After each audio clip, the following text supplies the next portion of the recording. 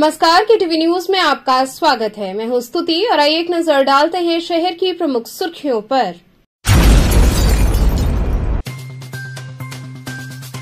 वाराणसी के नवागत police commissioner Ashok Mutha Jain ने संभाला कार्यभार।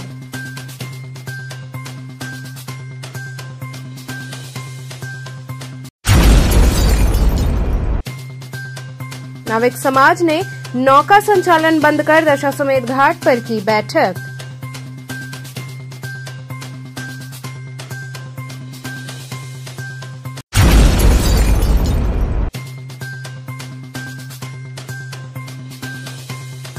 चितईपुर करौंदी ITI कॉलेज के पास बोरे में बंधा मिला शव।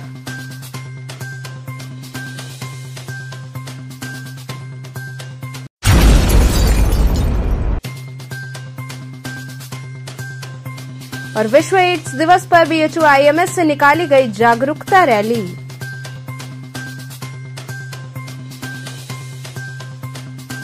और अब खबरें विस्तार से। वाराणसी के नवागत पुलिस कमिश्नर अशोक मुथा जैन ने कार्यभार संभाला। वाराणसी के नवागत पुलिस कमिश्नर अशोक मुथा जैन ने गुरुवार को कार्यभार संभाला। इस दौरान वो अपने कैंप कार्यालय पहुंचे, जहां उन्होंने मीडिया से बातचीत की। उन्होंने कहा कि काशी में हम पहले भी काम कर चुके हैं, लेकिन अभी की काशी बदल गई है। अब हम आए हैं और कुछ नया करेंगे। आप इस वक्त यहाँ सेकंड पुलिस कमिश्नर के रूप में आए, आपकी देखिए, ये बात सही है कि मैं पहले पुलिस अधीक्षक नगर रहा हूँ, लेकिन ये भी सही है कि उस बात को 20-21 साल हो गए, तो परिस्थितियाँ बदलती रहती है, ये जीवन चक्र चलता रहता है। फिर भी मैं ये बताना चाहूँगा कि अभी जो पत्रकार बंधुओं से बातचीत थी, उसमें एक चीज़ तो बहुत क्लियरली निकल के आ रही है कि ट्रैफिक को लेकर काफ़ी चिंता है। तो वो तो मैंने इमीडिएटली अपनी प्रायोरिटी में शामिल कर लिया, और मैंने अभी बताया जैसे कि अधिकारियों के साथ हम इस पर कौन से ऐसे पॉइंट हॉटस्पॉट है जहाँ समस्या हो रही है, उनकी हम एक लिस्ट बनाना चाह रहे हैं कि 8-10 जगह ऐसी जहाँ से समस्या ज़्यादा हो रही है, पहले हम उन पर फोकस करना चाहेंगे। ये मेरी इमीडिएट प्रायोरिटी मुझे समझ में। इसके अलावा लॉ एंड ऑर्डर कैसे और क्या आपकी प्राथमिकताएं हैं? देखिए, मेरी प्राथमिकता सिर्फ इतनी है कि शांति बनी रहे, संतुलन बना रहे, और लोग अपने काम धंधे शांति के साथ और कॉन्फिडेंस के साथ और सुरक्षा के साथ कर सके। मेरी इतनी सी सर, IPC के साथ साथ मौजूदा समय में आपको एक्जीक्यूटिव पावर मिली है एज ए पुलिस कमिश्नर, तो आखिर जनता को कैसे आप ये पावर, इसको पावर नहीं मिली है, ये पावर सेवा करने के लिए मिली है। तो ये हमेशा क्लियर होना चाहिए कि इसको खाली पावर नहीं कर सकते, पावर के साथ जिम्मेदारियाँ भी है। तो वो जिम्मेदारियों को समझना ज़्यादा इम्पोर्टेंट है। पावर तो खाली जिम्मेदारियों तक पहुँचने के लिए, उसके बाद उसको क्रियान्वित करना। काशी वासियों को क्या संदेश देना चाहेंगे? मैं शुभकामनाएं देना चाहूँगा, और मैं सिर्फ इतना कहना चाहूँगा कि जो मैं और मेरी टीम की तरफ से कि जो बेस्ट पॉसिबल प्रयास होंगे जनता के हित में, वो हम करेंगे। नाविक समाज ने नौका संचालन बंद कर दशाश्वमेध घाट पर बैठक की। मां गंगा निषाद सेवान्यास के तत्वाधान में नाविक समाज के लोगों ने दशाश्वमेध घाट पर बैठक की। इस दौरान नौका संचालन पूर्ण रूप से ठप रहा और बैठक में सैकड़ों की संख्या में नाविक शामिल हुए। इस दौरान प्रमोद मांझी ने बताया कि नौका संचालन हेतु शासन प्रशासन की ओर से कुछ नियम बनाए गए हैं, जिनकी पूर्ण रूप से जानकारी देने हेतु यहां सभी नाविक समाज के लोगों को एकत्रित किया गया है। उन्होंने कहा कि विगत दिनों हुई घटना पर प्रशासन की ओर से ये कहा गया कि हमने नाव पर सवार यात्रियों को डुबा ही दिया था। इससे हम काफी मर्माहत हैं, क्योंकि हमारे समाज के लोग हमेशा घाट पर मौजूद लोगों की सुरक्षा हेतु सजग रहते हैं। उन्होंने कहा कि इस बैठक में निर्णय लिया गया है कि हमारा मुख्य रूप से ध्यान नौका संचालन पर होगा।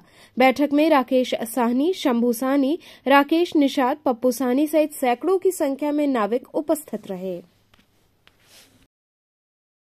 ये मेरा कोई ना तो धरना है ना तो प्रदर्शन है, ये हमारी बैठक है। और इस बैठक में हम लोगों ने लोगों को एकत्रित कर यह सुझाव देने का कोशिश किया है कि हम लोगों को कैसे सुरक्षित नौकायन कराएं, क्योंकि शासन प्रशासन द्वारा कुछ नियमें बनाई गई हैं जिसका लोगों को हमको बताना है कि कैसे पालन करवाएं।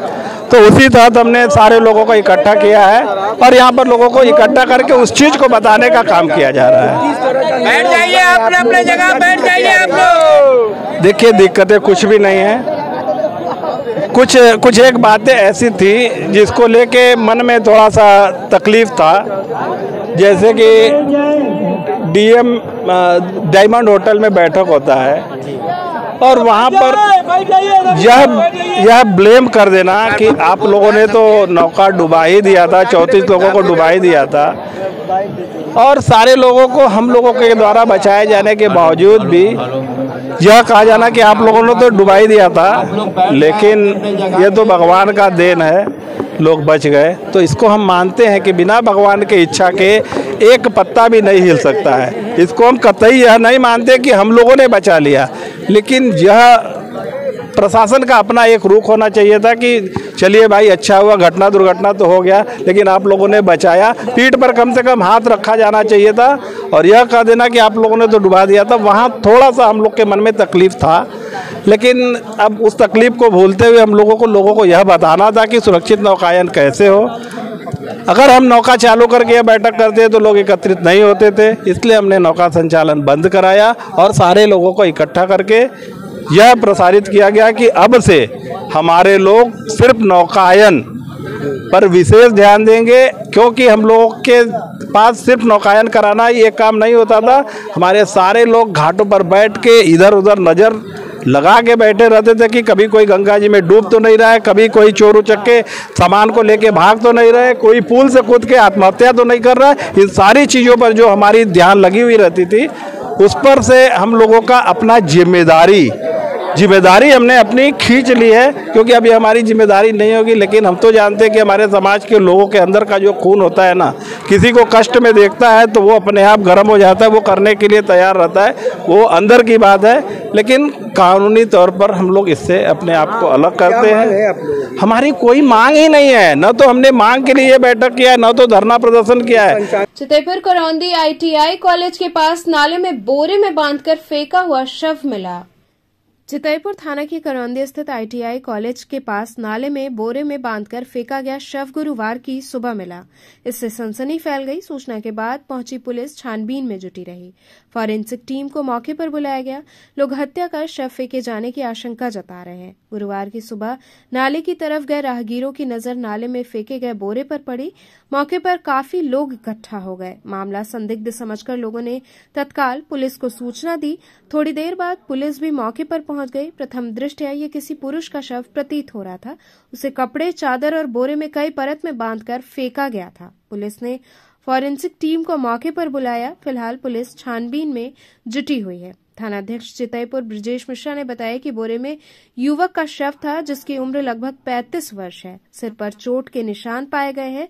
फॉरेंसिक टीम ने साक्ष्य संकलन की कार्रवाई की है। उन्होंने बताया कि युवक के पास कोई भी कागजात नहीं मिला है जिससे कि शिनाख्त हो सके। सुबह हमारे यहाँ सुपरवाइजर नगर निगम के हैं अभिषेक तिवारी जी, उन्होंने हमको सूचना दी है कि प्रधान जी संभवतः लग रहा है कोई बोरे में डेड बॉडी पड़ी हुई है।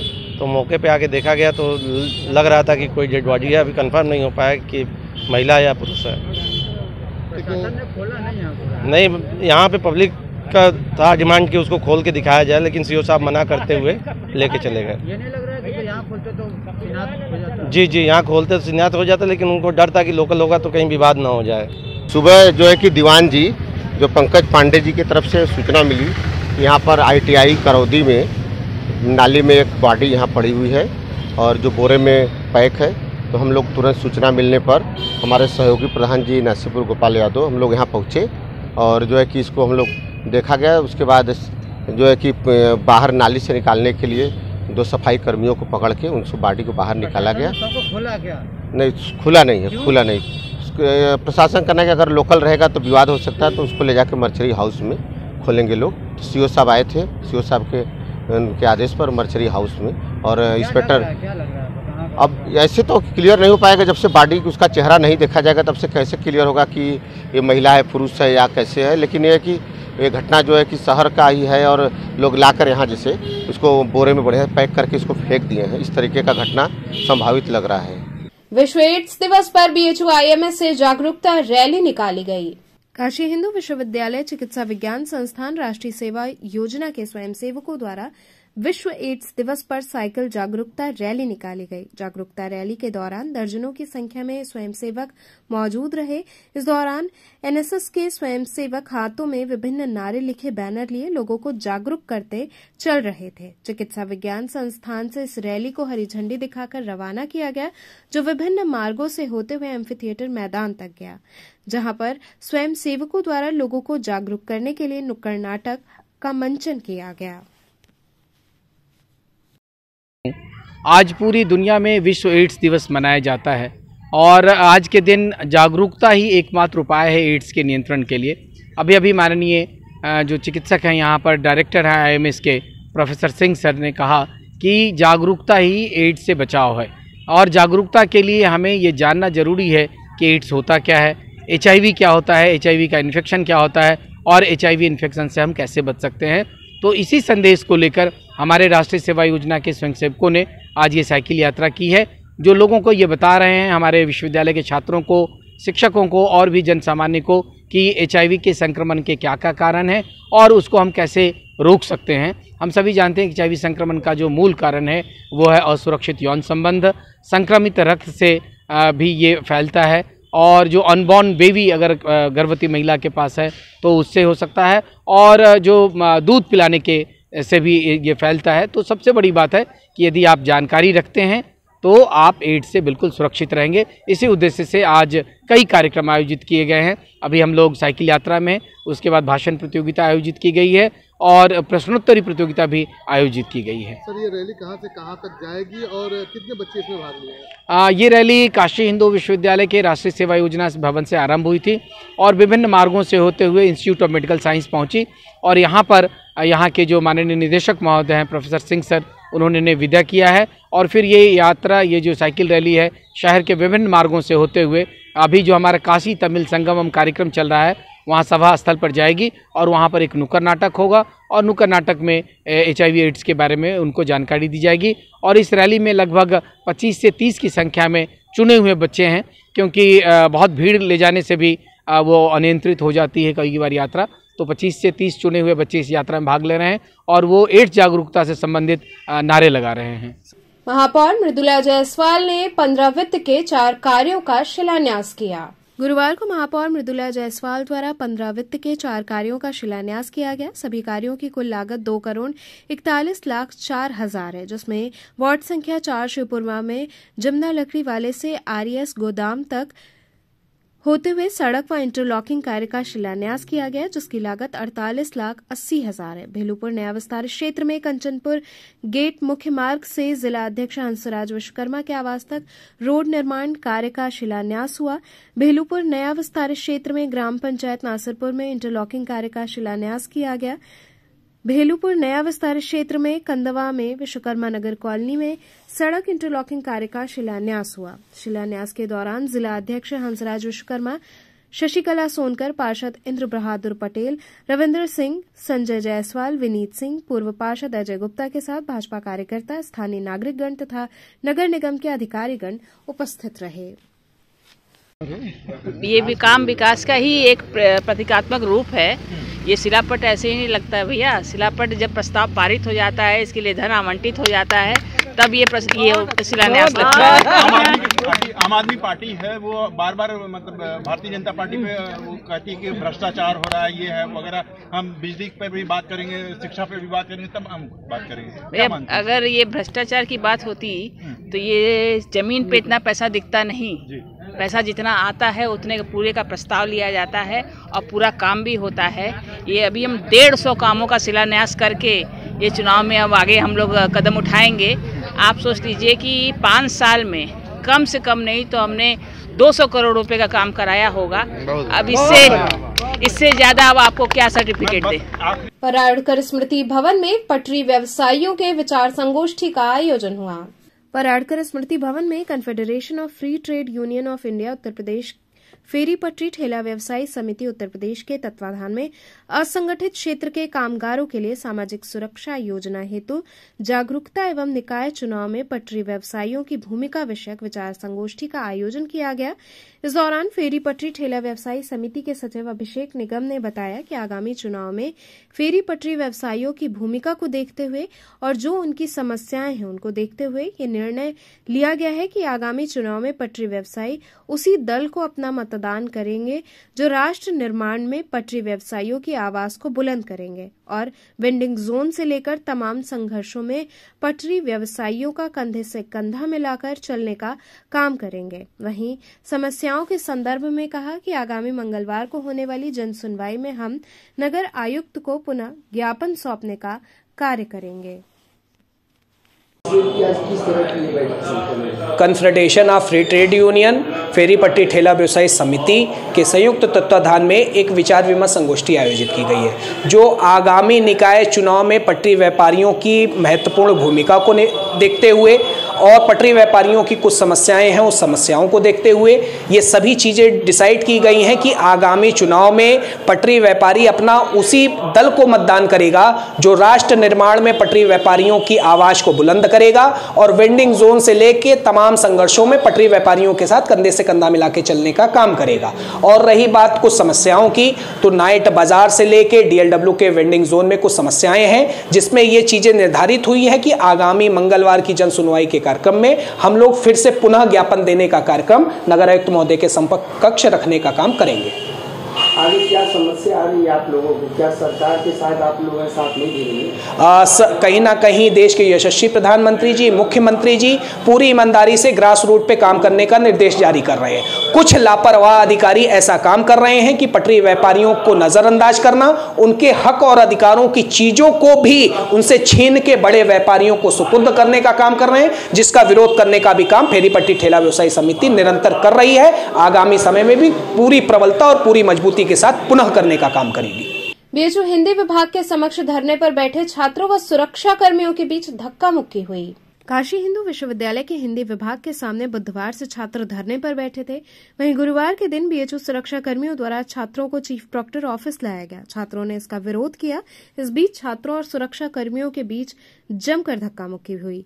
वहीं छात्रों से मिलने chief proctor professor Abhimanyu Singh स्वयं चीफ प्रॉक्टर ऑफिस पहुंच गए हैं और छात्रों से वार्ता की। वहीं छात्रों का धरना जारी रहा।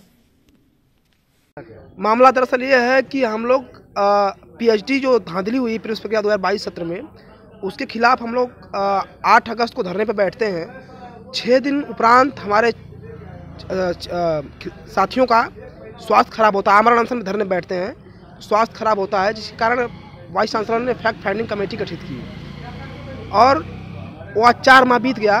फैक्ट फाइंडिंग कमेटी अभी तक रिपोर्ट नहीं दी पाई। उसमें 4 विभाग हैं, हिंदी, भूगोल, सोशियोलॉजी, एंशिएंट हिस्ट्री। और इन विभागों में आज क्या हुआ? आज ये हुआ है कि हम शांतिपूर्वक हमारे भारतीय संविधान के अधिकार जो अनुच्छेद 19 के तहत हम लोग शांतिपूर्वक धरने बैठे हुए थे हिंदी विभाग पर, और हमारे मौलिक अधिकारों का उल्लंघन है। हमें वहाँ से चीफ प्रॉक्टर जो है कि उठा कर नहीं बल्कि घसीट कर लेके आई है यहाँ तक, और उन्होंने बहुत ही बर्बरतापूर्वक और निर्ममतापूर्वक हमको उठाकर वहाँ से लाए हैं। और कहीं ना कहीं ये लोग भारतीय संविधान से ऊपर भी अपने आप को समझ रहे हैं, क्योंकि हमारा संविधान हमें अधिकार देता है कि कहीं भी आप बैठकर शांतिपूर्वक धरना प्रदर्शन कर सकते हैं। परंतु चीफ प्रॉक्टर के लोग और मेजर सुजीत सिंह जो कि चीफ प्रॉक्टर में हैं, उन्होंने मुझे बहुत निर्ममतापूर्वक उठा कर लाया। इसमें हमारे एक साथी पवन सिंह जी, हमारे जो साथी हैं, हमारे सीनियर, उनका पैर फ्रैक्चर हो चुका है और उनका जो है पैर फ्रैक्चर हो गया है। उसके लिए भी हम लोग कुछ करेंगे। परंतु ये जो प्रक्रिया इन्होंने दिखाई है ये बहुत निर्ममतापूर्ण है और दमनकारी प्रक्रिया है। प्रशासन बिल्कुल साथ नहीं दे रहा है। वाइस चांसलर हमारी बातों को बिल्कुल नहीं सुन रहे हैं, ना परीक्षा कंट्रोलर सुन रहे हैं, ना चीफ प्रॉक्टर सुन रहे हैं। अब हम अपनी भारतीय जो न्यायपालिका है उसकी तरफ रुझान करेंगे। अब रिपोर्ट मिलते ही हम उनके पास जाएंगे, हम देखते हैं कि क्या हमारी न्यायपालिका जिंदा है, क्या उसमें सत्य कहने को, सत्य मानने की जो क्षमता आज भी जिंदा है, इसको हम लोग उठाएंगे और हम लोग हाई कोर्ट तक जाएंगे, जरूरत पड़े सुप्रीम कोर्ट तक भी पहुँचेंगे, पर हम लोग झुकेंगे नहीं। चीफ प्रॉक्टर साहब से भी बात की क्या? चीफ प्रॉक्टर साहब देखिए, कहीं ना कहीं अब विभाग और हमारे बीच में जो चीज़ें हैं उसमें चीफ प्रॉक्टर को मोहरा बनाया जा रहा है और बार बार चीफ प्रॉक्टर घसीटा जा रहा है। चीफ प्रॉक्टर के कंधे पर रखकर बंदूक चलाई जा रही है। उनके कंधे पर रखकर बंदूक चलाई जा रही है और हमें बार बार वहाँ से उठाया जा रहा है। परंतु इसमें जो मेजर सुजीत सिंह जी हैं, उन्होंने बहुत निर्ममतापूर्वक हम लोग के साथ बहुत बर्बरतापूर्वक व्यवहार किया है। उन्होंने हमें उठाकर बहुत घसीट कर वहाँ से लेकर आए हैं गाड़ी से। यहाँ रुकेंगे एक छोटे से ब्रेक के लिए, आप बने रहिए KTV के साथ।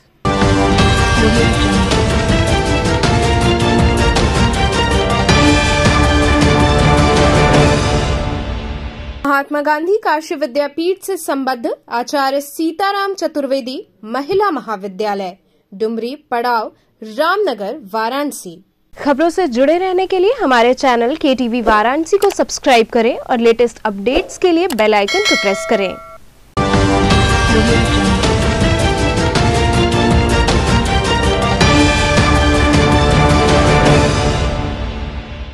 ब्रेक के बाद आपका स्वागत है। यूपी कॉलेज के छात्रों ने कॉलेज परिसर में धरना प्रदर्शन किया। 11 सूत्री मांगों के पूरा न होने पर उदय प्रताप कॉलेज में छात्रों ने आक्रोश में आकर धरना प्रारंभ किया। उदय प्रताप कॉलेज में छात्रों ने इससे पहले भी धरना किया था, जिसके बाद प्राचार्य द्वारा छात्रों को लिखित आश्वासन दिया गया था कि सभी मुद्दों पर सकारात्मक रूप से कार्य 20 दिनों के अंदर प्रयास करके प्रारंभ कर दिया जाएगा, लेकिन अभी तक कोई कार्य शुरू नहीं हुआ। समीर सिंह विशाल ने बताया कि प्राचार्य से बात सभी छात्रों से हुई, जिसमें लिखित रूप में बताया गया है कि 2 दिन के बाद हॉस्टल बनना चालू हो जाएगा। इस दौरान मुख्य रूप से अभिषेक, अभय सिंह, उत्तम सिंह इत्यादि छात्र शामिल रहे।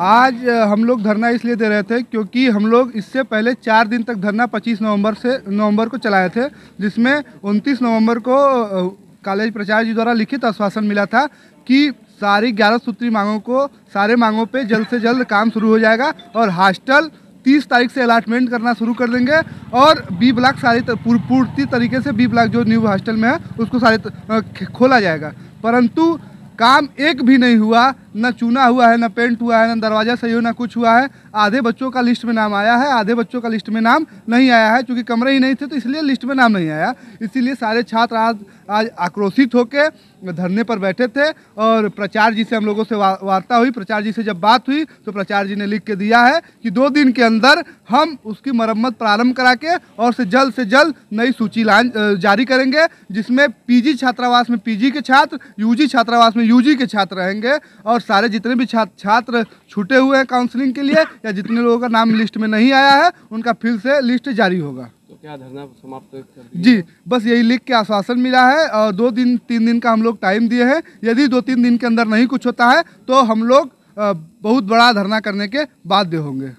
मुख्य विकास अधिकारी ने फसल बीमा वैन को हरी झंडी दिखाकर रवाना किया। मुख्य विकास अधिकारी हिमांशु नागपाल ने फसल बीमा वैन को हरी झंडी दिखाई। फसल बीमा वैन वाराणसी के सभी ब्लॉकों से होकर गुजरेगी, जिससे कि प्रधानमंत्री द्वारा किसानों को फसल बीमा के बारे में जानकारी मिलेगी और आने वाले समय में किसान इसका लाभ उठा सकेंगे।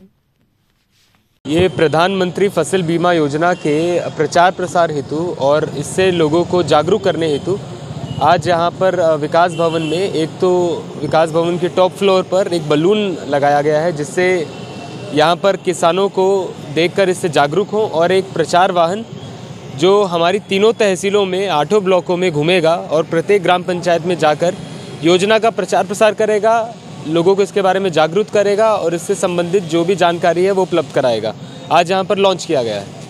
बात करें किसानों तक कैसे पहुंची कि गाड़ी जाने से और उनको जागरूक कैसे कर पाएंगे? हमारे यहाँ पर इसके अंदर AV सिस्टम पूरा लगा है और हमारे प्रत्येक ग्राम पंचायत में गोष्ठी भी की जा रही है और इसके अंदर पैम्फलेट पड़े हैं, हमारे पैम्फलेट लगवाए गए हैं जिससे किसानों को वितरित किया जाएगा और प्रचार वाहन के साथ हमारे लोग भी लगे होंगे जो लोगों को इस संबंध में जागरूक करेंगे। इससे आने वाले समय में किसानों को कितना लाभ है? देखिए, जिस तरीके से मौसम में बदलाव आ रहा है और वायु परिवर्तन हो रहा है, जलवायु परिवर्तन हो रहा है, तो इस समय में मानसून डिले होता जा रहा है, कई बार हो रहा है कि फसलों को, जिससे फसलों पर प्रभाव पड़ रहा है। तो इसके लिए किसानों को जागरूक करना ज़रूरी है कि वो अपनी अगर फसल का बीमा करा लेते हैं तो इससे उन्हें एक सुरक्षा कवर मिल जाता है कि अगर उनकी फसल में कल को जलवायु परिवर्तन की वजह से, किसी अन्य वजह से कोई अगर प्रोडक्टिविटी कम होती है तो उसके उपरांत भी उन्हें अपनी फसल का जो नुकसान है उसकी भरपाई हो जाएगी।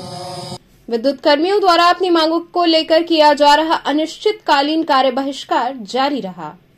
ऊर्जा निगमों में 29 नवंबर से प्रारंभ अनिश्चितकालीन कार्य बहिष्कार निरंतर जारी है। वक्ताओं ने सभा को संबोधित करते हुए बताया कि प्रदेश भर में हजारों बिजली कर्मियों, इंजीनियर्स और अभियंताओं ने काम बंद कर दिन भर विरोध प्रदर्शन किया और ऊर्जा निगमों के शीर्ष प्रबंधन के रवैये की निंदा की।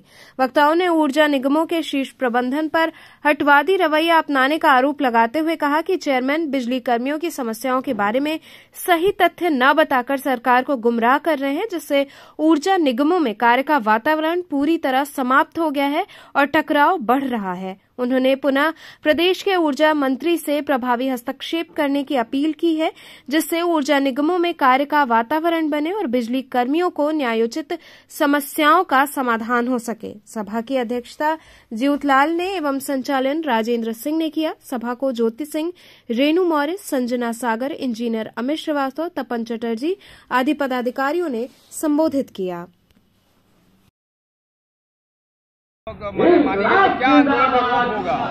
ये आंदोलन की जो रूपरेखा है हमारी केंद्रीय जो नेतृत्व है उसने तय कर रखा है, ठीक है, और ये बहुत ही असंवेदनहीनता है ऊर्जा प्रबंधन का कि लगभग हम 30 दिनों से आंदोलन की राह पर हैं और आज इस मुकाम पे ला करके खड़ा कर दिया है कि कब न प्रदेश की पूरी बिजली बंद हो जाए। इस मुकाम पर लाने का अगर कोई जिम्मेदार है तो ऊर्जा का जो शीर्ष प्रबंधन है वो है। इस देश और प्रदेश की जो लोकप्रिय सरकार है, इस सरकार को कहीं न कहीं बदनाम करने की साजिश और षड्यंत्र ये ऊर्जा प्रबंधन रच रहा है हमारे सभी कार्मिकों के माध्यम से। हमने मांग क्या रखी है? हमने जो नकारात्मक कार्यशैली इस ऊर्जा प्रबंधन में, इस ऊर्जा क्षेत्र में व्याप्त है, हमने मांग की है कि इसको एक सकारात्मक कार्य का माहौल, हमें वातावरण दीजिए हमें काम करने के लिए। जो कार्मिक इस विभाग में कार्य कर रहे हैं, सेवानिवृत्ति के बाद वो अपनी पेंशन की मांग कर रहे हैं, क्या ये गलत है? जो 35 साल 40 साल इस विभाग की सेवा करेगा और उसके मोटिवेशन के लिए समयबद्ध वेतनमान की जो व्यवस्था सेवा नियमावली आचरण में जो पहले से विद्यमान थी, उस चीज़ को खत्म करके कर्मचारियों को उद्वेलित करने का काम इस ऊर्जा प्रबंधन द्वारा किया जा रहा है। क्षेत्रों में आए दिन बिजली से संबंधित डिस्कनेक्शन, रेवेन्यू रियलाइजेशन से संबंधित काम करते हुए लोगों के साथ, हमारे अपने कर्मचारियों के साथ मारपीट की घटनाएं हो रही है, जानलेवा हमला हो रहा है। हमने अगर ये मांग की है कि हमें सुरक्षा प्रदान किया जाए, एक प्रोटेक्शन एक्ट बनाया जाए जिसके तहत जो बिजली विभाग के कार्मिक, junior engineer, assistant engineer, executive engineer हैं और हमारे जितने संविदा कर्मी हैं वो सुरक्षित रहें और सुरक्षित महसूस करके फील्डों में काम कर सके। तो क्या ये मांग हमारी नाजायज है? बिल्कुल नाजायज नहीं है। जो इस विभाग में जो कार्यरत कार्मिक है, संविदा कर्मी है, मात्र उसे 10,000 रुपये से 12,000 रुपये तक सैलरी मिलती है। आए दिन वो पोल पे, खंभे पे, डबल पोल पे वो झुलस करके वो अपने प्राण त्याग रहा है। अगर हम उनके बेहतर जीवन के लिए अगर हम ये कह रहे हैं कि वो नियमित काम कर रहा है, उसे नियमित करिए। वो नियमित नेचर का काम कर रहा है, उसे रेगुलर बेस पे गवर्नमेंट के रोल पे उसको रख करके उसे नियमित काम लीजिए, उसका न्यूनतम वेतन कम से कम 25,000 रुपये करिए। तो क्या ये हमारी मांग जायज नहीं है? ये ऊर्जा प्रबंधन जानबूझ करके इस लोकप्रिय सरकार जो प्रदेश और देश की है, इसे बदनाम करने की साजिश है। मैं चाहता हूं सरकार से, प्रदेश की सरकार से, केंद्र की सरकार से, जो हमारे आपके माध्यम से अपील करते हैं कि इसमें प्रभावी हस्तक्षेप करके, हम आम जनसेवक हैं, हम जनता के सेवक हैं। ये हमारी 15 सूत्री मांगे हैं जिनको हमने 8 नवंबर 2022 को ये नोटिस प्रेषित कर दिया गया था, परंतु लगभग 1 माह का समय व्यतीत होने के उपरांत भी ऊर्जा प्रबंधन के द्वारा, शीर्ष प्रबंधन के द्वारा कोई सकारात्मक पहल करते हुए, कोई इसका सकारात्मक वार्ता के माध्यम से कोई समाधान नहीं निकाला गया। उनके हटवादी रवैये और स्वेच्छाचारी रवैये के कारण आज ये विद्युत कर्मी मेहनतकश मजदूर आंदोलन की राह चुनने को मजबूर हुए हैं। हमारी मांगे बहुत जायज़ हैं। जो सबसे पहली मांग है कि जो नियमित तरीके का कार्य करते हैं संविदा कर्मचारी, उनको नियमित किया जाए, जिसका उदाहरण तेलंगाना है। दूसरी, हमारे जो वेतन विसंगतियाँ हैं, विभिन्न संवर्गों में वेतन विसंगतियाँ हैं, उन्हें दूर किया जाए और निश्चित तौर पर ये दूर किया जाना चाहिए। जो हमारे समयबद्ध वेतनमान है वो दिया जाना चाहिए, वो भी प्रबंधन के स्तर से कोई इसमें सार्थक प्रयास नहीं किया गया। कर्मचारियों को जो सन 2000 में समझौते हुए थे, उन समझौतों में जो हमारी सुविधाएं थी, उन सुविधाओं को कमतर किया जा रहा है। हमें रियायती बिजली की सुविधा थी, उसमें कमतर किया जा रहा है। ये प्रबंधन के हटवादी रवैये के कारण है। सन 2000 के बाद जो कर्मचारी कार्यरत हैं, उन्हें जो है पुरानी पेंशन स्कीम से आच्छादित किया जाए। इसके अलावा जो हमारी कुछ जो मांगे हैं, वो निश्चित तौर पे बहुत ही जो हमारे अधिकार थे उनमें कटौती किया जा रहा है प्रबंधन के द्वारा, जिसके कारण आज ये कर्मचारी आंदोलन की राह चुनने को बाध्य हुए हैं। पूरे प्रदेश में आंदोलन चल रहा है, लेकिन अभी कोई जो है कि इस पे आ नहीं रहा है सामने। क्या लगता है कब तक चलता रहेगा ये?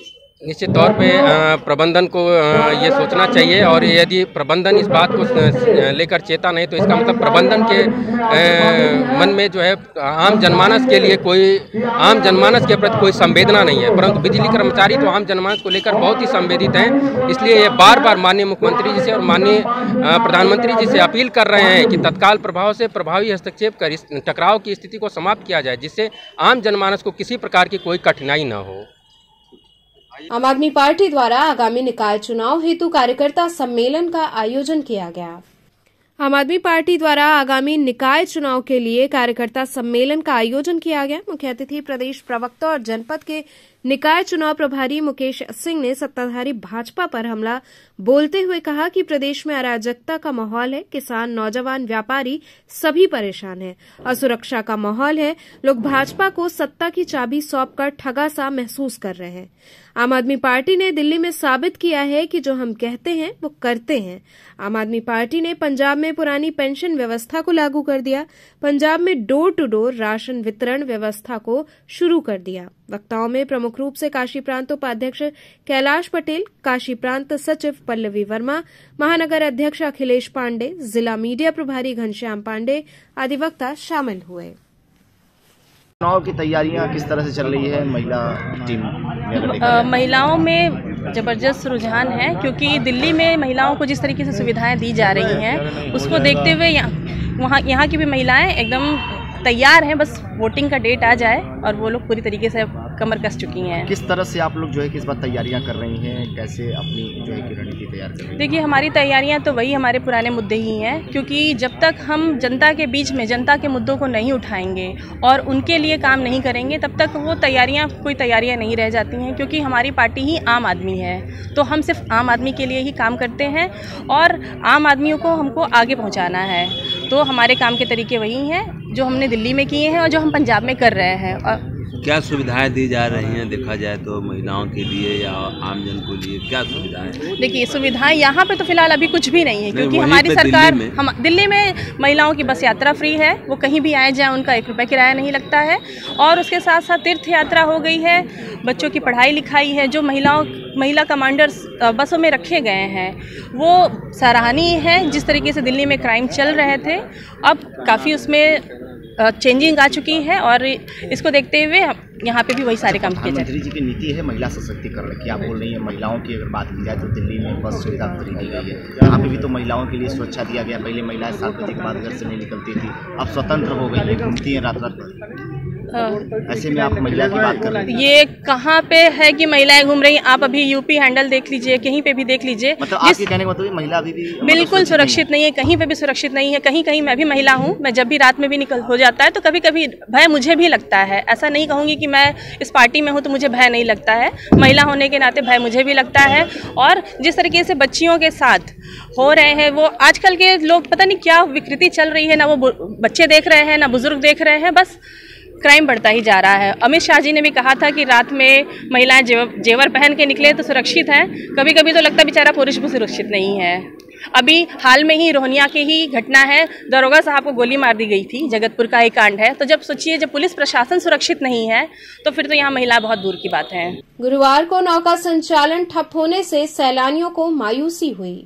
अस्सी घाट पर सैलानियों को तब मायूसी हाथ लगी जब वे नौका विहार करने पहुंचे, लेकिन आज नावों का संचालन ही ठप रहा। लाखों सैलानी प्रतिदिन नौका विहार करने आते हैं। इस समय साइबेरियन पक्षियों के आ जाने से नौका विहार लोग ज्यादा करते हैं। वहीं आज नाविक समाज द्वारा दशाश्वमेध घाट पर बैठक की गई, जिसके चलते उन्होंने नौका संचालन बंद रखा। वहीं पटना से आए सैलानियों ने बताया कि हम लोग परिवार के साथ वाराणसी घूमने आए थे, लेकिन यहाँ नाव का संचालन बंद है। ऐसे में हमें काफी मायूसी हुई है। हम पटना से आए हुए थे यहाँ घूमने के लिए घाट पे, तो नाव वाले हड़ताल किए हुए हैं, तो यहाँ पर हम लोग को दिक्कत हो रहा है, वो नहीं जा रहे हैं। तो फिर अब मेरा मन उदास हुआ, फैमिली के साथ आए हुए थे। तमिलनाडु के एक दंपति ने तमिलनाडु से काशी की दूरी महज 32 घंटे में तय की। काशी तमिल संगमम में तमिलनाडु से चलकर काशी तक तमिलनाडु के दंपति ने 1800 किलोमीटर की दूरी महज 32 घंटों में तय किया। तमिलनाडु के होशूर जिले के रहने वाले राजन और रमालक्ष्मी ने 32 घंटे में बाइक से करीब 1800 किलोमीटर की यात्रा तय करके काशी तमिल संगमम में हिस्सा लेने पहुंचे। बातचीत में उन्होंने बताया कि वो एक सुंदर यात्रा पर तमिलनाडु से निकले थे। उन्हें ये जानकारी थी कि काशी में प्रधानमंत्री नरेंद्र मोदी द्वारा एक भारत श्रेष्ठ भारत के उद्देश्य से कार्यक्रम का आयोजन किया गया है। उन्होंने अपनी यात्रा की शुरुआत की। यात्रा के दौरान उन्होंने 2 जगहों पर विश्राम किया और वो बाबा विश्वनाथ की नगरी काशी पहुंचे। நாங்கள் பார்த்தீங்கன்னா ரமாலக்ஷ்மி அண்ட் ராஜன் நாங்கள் கப்பல் ரைடர்ஸ் ஏற்கனவே ஒரு 1 இயராக பார்த்தீங்கன்னா 2 வீலரில் ரைட் பண்ணிட்டு இருக்கோம். ஆல் இண்டியா ரைட் பண்ணி முடிச்சாச்சு. இப்போ பார்த்தீங்கன்னா காசியில் தமிழ் சங்கமம் நடக்குதுன்னு சொல்லிட்டு தெரியும். நேபாள் ரைடுக்காக பிளான் பண்ணோம். அப்படியே பார்த்தீங்கன்னா காசி தமிழ் சங்கமம் பார்த்துட்டு போடான்னு சொல்லிட்டு இங்கே வந்திருக்கோம். ஸோ மோடிஜியுடைய கிரேட் ஃபேன் நான். ஸோ யோகிஜியும் பார்த்தீங்கன்னா அவருடைய கவர்னன்ஸ் ரொம்ப பிடிக்கும். அதனால் காசி தமிழ் சங்கம் விசிட் பண்ணிட்டு இங்கே இருக்கிற ஈவெண்ட்லாம் பார்த்துட்டு ரொம்ப இம்ப்ரெஸ் ஆகிட்டோம். அவ்வளோ இடத்தையும் பார்த்தீங்கன்னா பார்த்துட்டு இவ்வளோ இருக்கான்னு சொல்லிட்டு பார்த்தோம். நாங்கள் தமிழ்நாட்டில் ஒரு சில இருக்கிறதுல எங்களுக்கே தெரியாது தமிழ்நாட்டில், பட் ஆனால் இங்கே வந்துட்டு பார்த்தீங்கன்னா எல்லாத்தையும் பார்த்தது ரொம்ப ஹாப்பியாக இருந்தது. நான் ஸ்டாப்பாக பார்த்தீங்கன்னா திங்கட்கிழமை காலையில் ஒரு 4:10 வண்டி எடுத்தோம். நான் ஸ்டாப்பாக ரைட் பண்ணி வந்து tea break, tiffin break, petrol break, அவ்வளோதான். அது நான் ஸ்டாப் 32 மணி நேரத்தில் வந்து நாங்கள் வாரணாசி வந்து சேர்ந்துட்டோம். ஆமாம், 1857 किलोमीटर इन 32 hours. वहीं एम्फी थिएटर बीएचयू के मुक्ता काशी प्रांगण में निर्मित भव्य सभा मंडपम में आयोजित सांस्कृतिक संध्या में तमिलनाडु से पधारे गुणी अतिथि कलाकारों के समूह द्वारा गायन वादन एवं नृत्य की मनोहारी एवं प्रभावशाली प्रस्तुति की गई। सांस्कृतिक संध्या के मुख्य अतिथि गोपाल श्रीनिवासन टीवीएस कैपिटल के अध्यक्ष और प्रबंध निदेशक रहे। उन्होंने कहा कि इस संगमम की परिकल्पना बहुत ही खूबसूरत है। वहीं कार्यक्रम की प्रथम प्रस्तुति स्थानीय कलाकार डॉक्टर सौरभ के द्वारा प्रस्तुत किया गया। कार्यक्रम की दूसरी प्रस्तुति पीएस भूपति द्वारा कवि दत्तम की प्रस्तुति की गई। तृतीय प्रस्तुति फोक सॉन्ग की हुई। इस दौरान बड़ी संख्या में दर्शक शामिल रहे।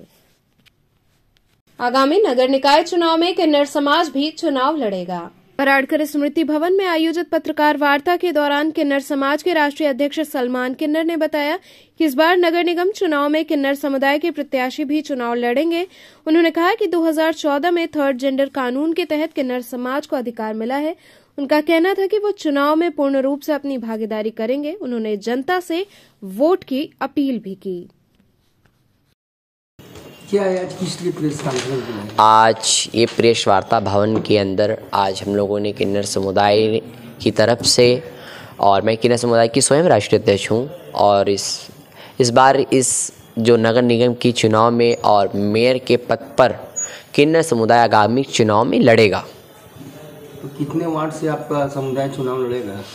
देखिए, अभी तो इसका कोई डिसीजन नहीं कि कितने वार्ड से लड़ेंगे। जितने वार्ड से लड़ना चाहें, 100 वार्ड में जितने भी किन्नर लड़ना चाहे वो लड़ें। और आप पूरे 90 वार्डों में किन्नर समुदाय ने सर्वे कर लिया है कि उनकी समस्याएं क्या है, दिक्कतें क्या हैं। सबसे ज़्यादा निकल के समस्याएं गली और नाली की आई है और महिलाओं की आई है कि जो महिलाओं की सुनवाई नहीं होती है। और काशी की जनता ने बताया, 90 वार्ड की जनता ने, कि जब हम नगर निगम में जाते हैं तो 3 बजे मेयर साहिबा 3 बजे वहाँ पे आती हैं और कभी आती हैं कभी नहीं भी आती हैं, और अधिकारी वहाँ की उनकी कोई भी समस्याओं का समाधान नहीं कर पा रहे हैं। और जब ये चुनाव जब एकदम चरम सीमा पे आ गया है, एकदम पास आ गया है, तो ये मेयर साहिबा और वहाँ के उच्च लेवल के अधिकारी पिछले ही महीने से लगातार एक दिन में 12-12, 13-13 शिलान्यास कर रहे हैं। अगर से 5 साल पहले ये किए होते तो इस तरीके की जनता को समस्या का सामना न करना पड़ता, इस तरह से भ्रष्टाचार का सामना न करना पड़ता।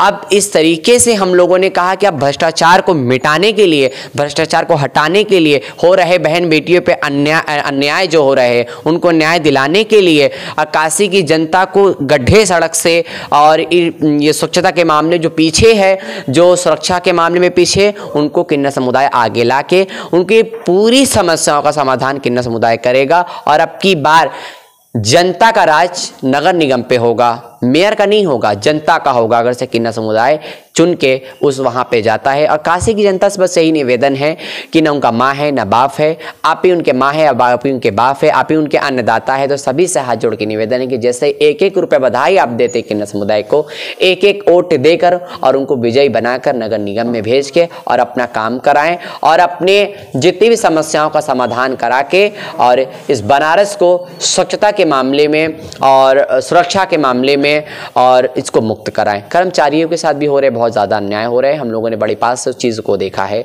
तो आज इस तरीके से यहाँ पे प्रेस वार्ता रखी कि काशी की जनता को मालूम चल जाए कि अब की बार किन्नर समुदाय आगामी चुनाव में उतरेगा और लड़ेगा। क्या है सुनी जी, आज किस तरह से इन लोगों के साथ हैं आप? हमारा उद्देश्य जो है किन्नर समाज को आगे लाना है। तो किन्नर समाज ने जो आज मेयर के लिए अप्लाई कर रही हैं, ये बहुत ही खुशी की बात है। समाज में उनका भी नाम होना चाहिए और उनका भी ये हक है कि वो सामाजिक कार्यों में जुटे और समाज के लिए कार्य करें। हमारा मेन उद्देश्य आज यहाँ पर मुलाकात का किन्नर समाज की जो मेयर के लिए उठा जा रहा है, उसके नगर निगम चुनाव के लिए एक उनका नाम देना है और जनता को जागरूक करना है कि ये किन्नर समाज भी आगे आ रहा है। उसके अलावा एक मुद्दा और है जो एक हम लोग अपनी संस्था की तरफ से किन्नर समाज को आगे लाने के लिए, बढ़ावा देने के लिए एक फैशन शो का कार्यक्रम करा रहे हैं। जो फैशन शो किन्नर समाज की सभी महिलाएं मिलकर के करेंगे। ये देश मतलब हमारे पूरे इंडिया से किन्नर समाज के लोग इसमें आएंगे, शिरकत करेंगे और सभी अपनी अपनी कला के द्वारा, अपने अपने टैलेंट के द्वारा, अपनी अपनी प्रतिभा को निखारते हुए ये एक रैंप शो करेंगे, जिसमें भारत की यानी बनारस की, काशी की परंपरा को, काशी की कलाकृति को एक फैशन शो के माध्यम से दिखाएंगी। तो हमारा मेन उद्देश्य आज का है कि हम आज सलमान चौधरी जी जो किन्नर समाज के राष्ट्रीय अध्यक्ष हैं, उनके द्वारा मिल करके अपने इस कार्यक्रम को आगे बढ़ाएंगे और समाज में इनको हम एक अच्छा स्थान देना चाहते हैं और समाज में हर सबके साथ मिल करके एक साथ एकजुट होकर के हम लोग काशी की, देश की और इन किन्नर समाज को आगे लेते हुए अपने नाम को और समाज के नाम को, काशी के नाम को, मोदी जी की संस्कृति क्षेत्र को देश विदेश तक पहुंचाएंगे और भारत का नाम ऊंचा करेंगे। भारतीय किसान संघ द्वारा प्रेस वार्ता आयोजित की गई। पत्रकारों से मुखातिब होते हुए भारतीय किसान संघ के अखिल भारतीय संगठन मंत्री दिनेश दत्तात्रेय कुलकर्णी ने बताया कि लागत के आधार पर लाभकारी मूल्य की मांग को लेकर दिल्ली के रामलीला मैदान में भारतीय किसान संघ की किसान गर्जना रैली होगी, जिसमें देश से 2 लाख किसानों के पहुंचने की संभावना है। भारतीय किसान संघ का प्रारंभ से मुख्य मुद्दा किसान को लागत के आधार पर लाभकारी मूल्य दिलाना रहा है। किसानों को आत्मनिर्भर बनाने हेतु भारतीय किसान संघ सरकार के समक्ष अपनी मांगे रखेगी। आज के कॉन्फ्रेंस का विषय यह है कि आने वाले 19 दिसंबर को दिल्ली में भारतीय किसान संघ की ओर से गर्जना रैली का आयोजन किया गया है। इस किसान गर्जना रैली में किसान संघ की ओर से 4 मुख्य मुद्दे रखे गए हैं। एक तो लागत के आधार पर लाभकारी मूल्य की सुनिश्चिति हो। दूसरा मुद्दा कृषि आदानों पर जो जीएसटी लगी है वो समाप्त हो। तीसरा मुद्दा इसमें जो किसान सम्मान निधि है उस किसान सम्मान निधि में बढ़ोतरी होनी चाहिए। चौथा मुद्दा हमारा इसमें है कि जो जीएम सरसों को केंद्र सरकार ने अनुमति दी है, जो पर्यावरण के लिए विनाशकारी सिद्ध होगी, जैव विविधता के लिए विनाशकारी सिद्ध होगी, तो उस अनुमति को भी वापस लिया जाए। और जो फसलों के अवशेष जलाए जाते हैं उन को लेकर किसानों के ऊपर जो कार्रवाई, आर्थिक दंड होता है वो भी न हो, इस प्रकार की मांगों को लेकर 19 दिसंबर को दिल्ली के रामलीला मैदान में किसान गर्जना रैली होगी।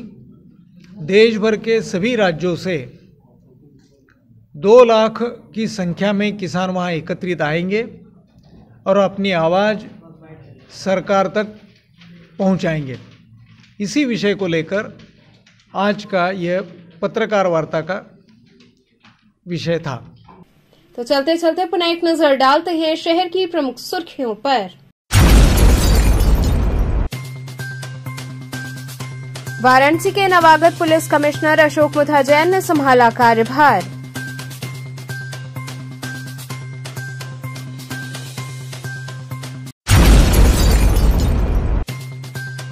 नाविक समाज ने नौका संचालन बंद कर दशाश्वमेध घाट पर की बैठक।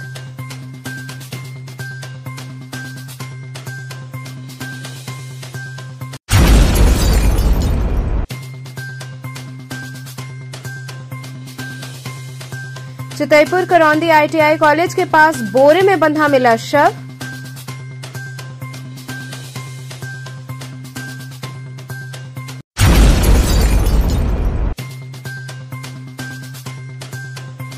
और विश्व एड्स दिवस पर BHU IMS से निकाली गई जागरूकता रैली।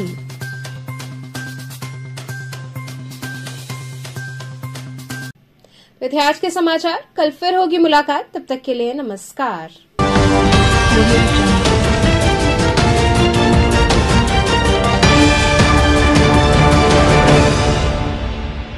खबरों से जुड़े रहने के लिए हमारे चैनल KTV वाराणसी को सब्सक्राइब करें और लेटेस्ट अपडेट्स के लिए बेल आइकन को प्रेस करें।